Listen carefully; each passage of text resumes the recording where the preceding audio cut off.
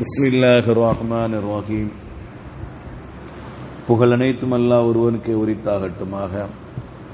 இறைவனின் சாந்தியும் சமாதானம் கண்மணி நாயகம் ரசூலுல்லாஹி ஸல்லல்லாஹு அலைஹி வஸல்லம் அவர்கள் மீதும், அன்னாரை பின்பற்றி வாழ்ந்த சத்திய சஹாபாக்கள், தாபீன்கள், தபஅ தாபீன்கள், வலிமார்கள், நாதாக்கள், சுஹதாக்கள், நம்மவர்கள், நம் குடும்பத்தினர்கள் அனைவர்கள் மீதும் என்றென்றும் குன்றாமல் குறையாமல் நின்று நிலவட்டுமாக.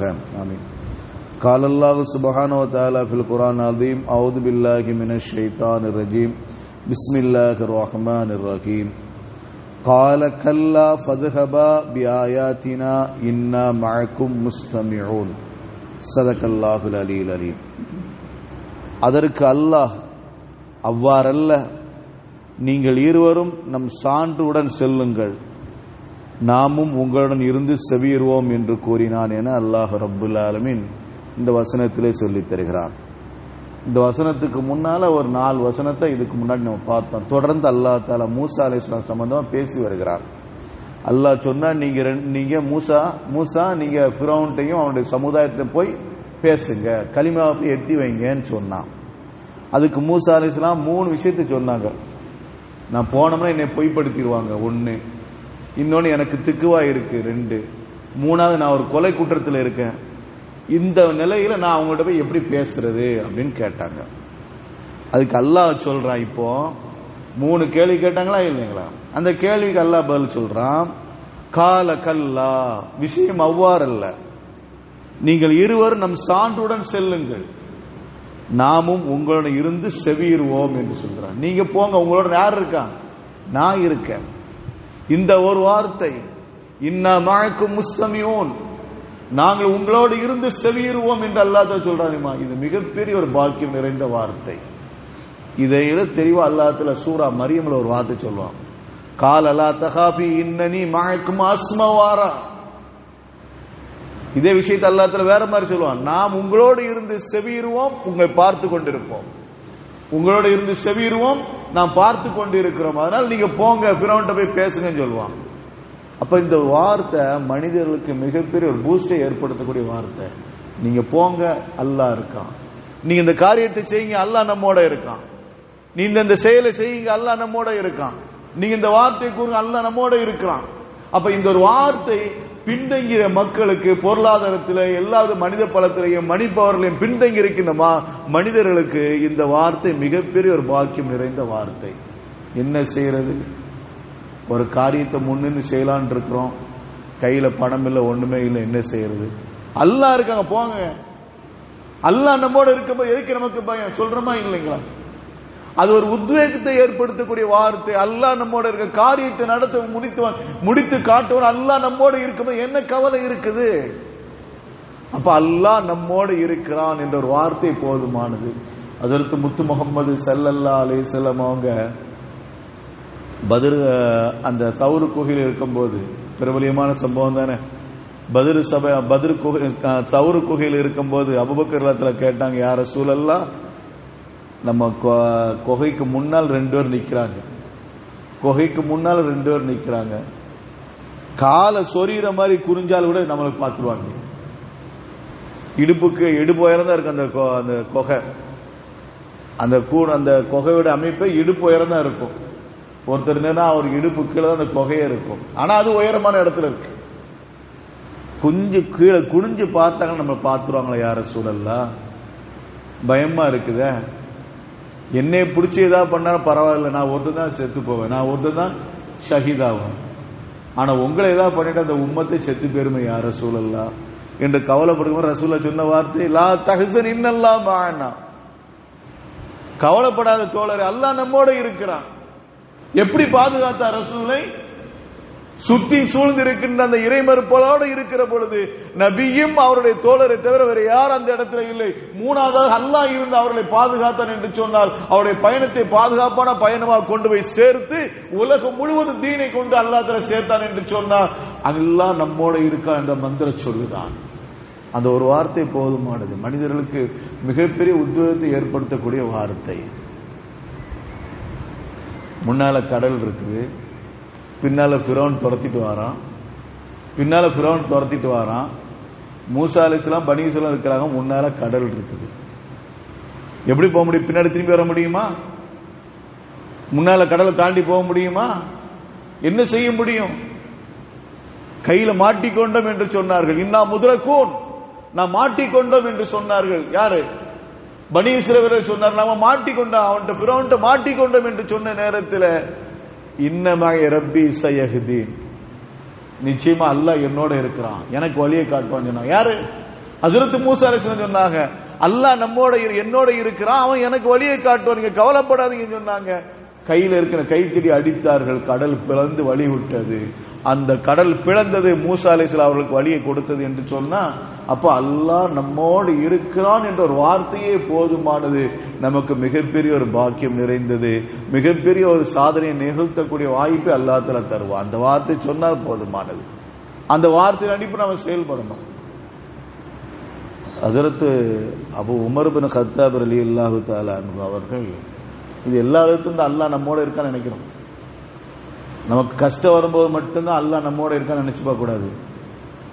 நன்மை செய்யும் போது அந்த அல்லாஹ் நம்மோட இருக்கான்னு நினைக்கணும். தீமை செய்ய முற்படுகிற போது அல்லாஹ் நம்மோட இருக்கான்னு நினைக்கணும். அல்லாஹ் நம்மோட இருக்கிறான் என்று சொல்லி நம்ம விலகி கொள்ளணும். தீமை செய்யறோம் அந்த சிந்தனை வர்றதில்லை, பாவம் செய்யும் அந்த சிந்தனை வர்றதில்லை. ஏதோ கஷ்டமா இருக்கிறது அல்லாஹ் நம்மோட இருக்கா, நமக்கு ஏதாவது வழியை காட்டணும்னு சொல்லிக்கிட்டு இருக்கிறோம். எல்லா இடத்திலையும் எல்லா நேரத்திலும் அல்லாஹ் நம்மோடு இருக்கிறான் என்ற ஒரு எண்ணம் நமக்கு உள்ளத்தில் வர வேண்டும். ஹஜ்ரத் உமர் இப்னு கத்தாப் ரலியல்லாஹு தஆலா அன்ஹு அவங்க ஒரு பையன், ஒரு சிறுவன்கிட்ட போய் என்ன செஞ்ச சோதித்து பார்த்தார்கள். அவர் ஆட்டு மந்தைய ஓட்டிக்கிட்டு இருக்காரு ஒரு சிறுவன். அப்ப அந்த சிறுவன்கிட்ட போய், வயிறு பசியா இருக்குப்பா, ஒரு ஆட்டை கொடுப்பா, நாங்க சாப்பிட்டுருவோம் அப்படின்னு சோதிக்கிறார்கள். ஆட்டை கொடுப்பா, நாங்க கொஞ்சம் அறுத்து சாப்பிடலான், வயிற்று பசி போய்க்கலான்னு. ஆடு எனக்கு சொந்தமானது இல்லை, ஆடு எனக்கு சொந்தமானது இல்லை, எனக்கு எஜமானுக்கு சொந்தமானது, நான் எப்படி தர முடியும்? ஒன்றும் பிரச்சனை இல்லைப்பா, இவ்வளோ ஆட்டில் அந்த ஒரு ஆடு ஓனாய் சாப்பிட்டுன்னு சொல்லியிருப்பா.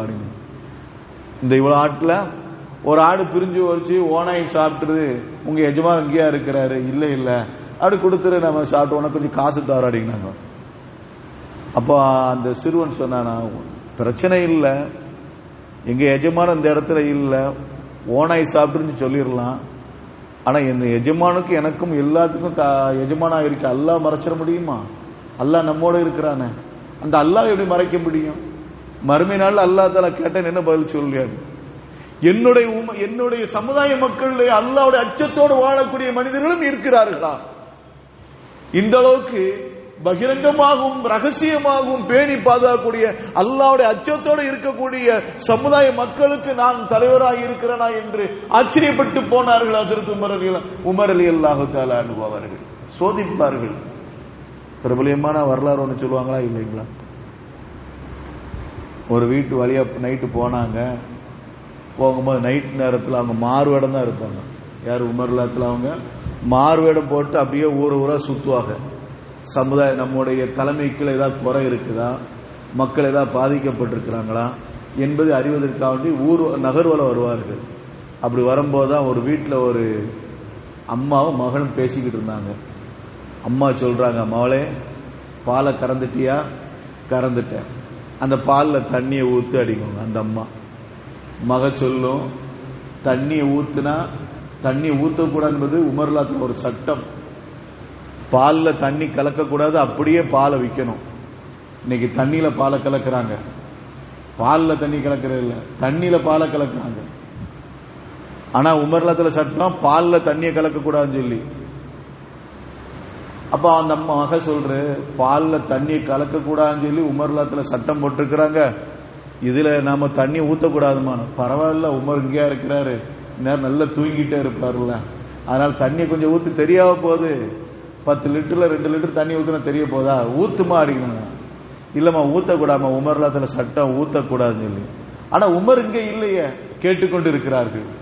உமர் இங்க இல்லையே, உமர் இங்க இருந்தா அவருக்கு ஏதாவது பயந்துகிட்டு இருக்கலாம். உமர் தான் இங்க இல்லையே, தண்ணியை ஊத்துமா என்று சொன்ன நேரத்தில் ஹஜ்ரத் உமர் ரலியல்லாஹு தஆலா அன்ஹு அவர்கள் இந்த இடத்துல இல்லாவிட்டாலும் உமரையும் நம்மையும் படைத்த ரப்பு நம்மை பார்த்து கொண்டிருக்கிறான், அவன் நம்மோட இருக்கிறான்.